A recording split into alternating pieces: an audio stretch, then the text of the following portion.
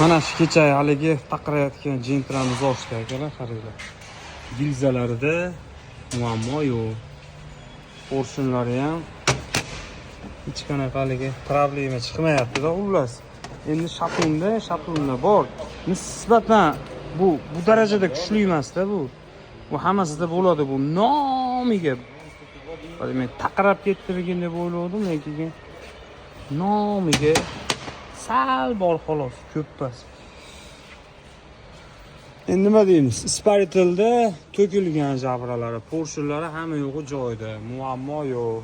Ochdi mana Galovkaga ham porshun hech qanaqasiga tegib, bir boshqa hech qanaqa problema bo'lmagan.